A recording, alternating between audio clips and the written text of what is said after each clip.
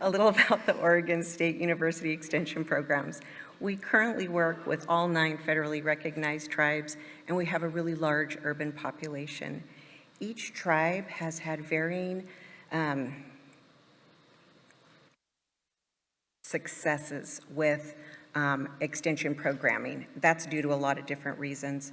OSU is one of the 1862 colleges. There's an Indigenous center that's on campus that serves our students. And there's a dedicated extension office on the Confederated Tribes of Warm Springs, where the tribes held a contract for over 60 years.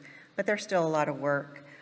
All tribal nations are richly diverse. As a land-grant university, though, we know that there is a lot that is needed in representation of programming.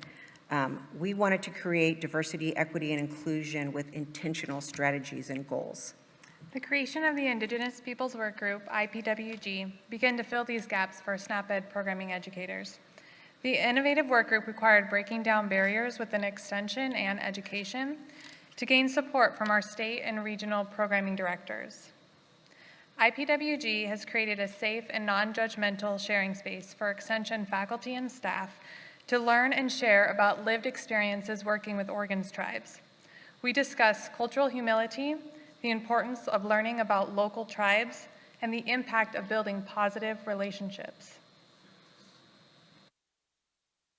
One of our guiding phrases is good intentions versus knowledgeable actions.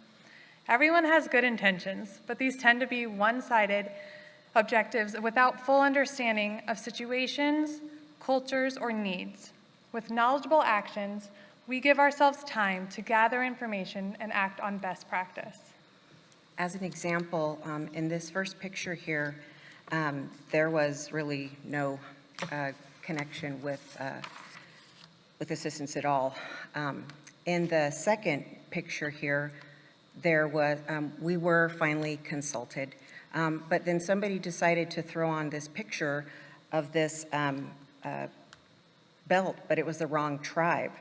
The Oregon Bee Project is where this started to change. We were finally consulted, and we could also reach out to our tribal partners, and then now, because of that, we have a really successful booklet.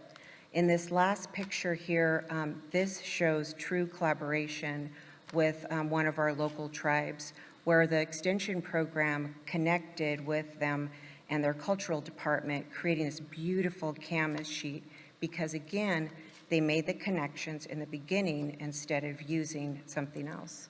Indigenous-inspired recipes were created to provide our communities with familiarity.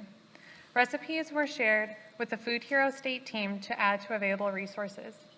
Recipes focus on common Native foods found nationally to tribe-specific recipes.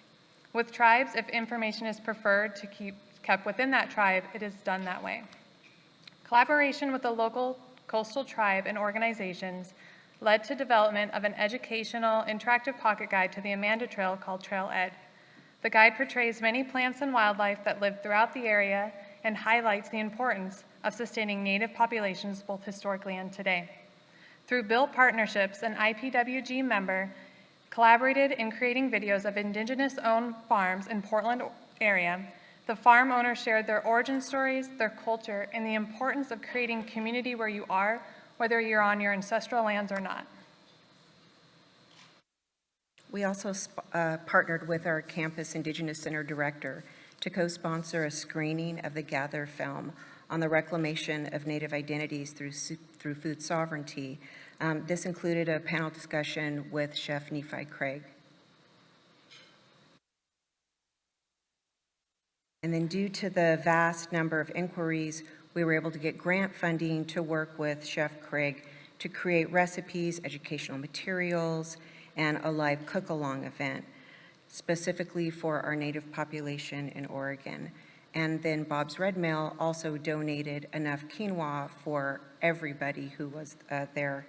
The Chef Craig poster picture, along with the one on quinoa, are the first in a series of educational materials that we're working on to showcase individuals and groups that are uplifting food sovereignty and also nutrition education in our communities.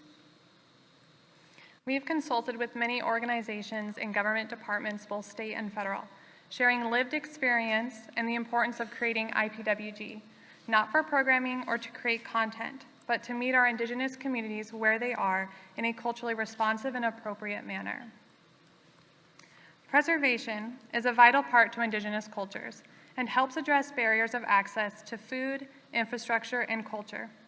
Many IPWG members are also trained in preservation, and this subgroup has a focus of creating and redeveloping the food preservation training program within Oregon State University Extension to be culturally inclusive and meaningful to our Indigenous communities.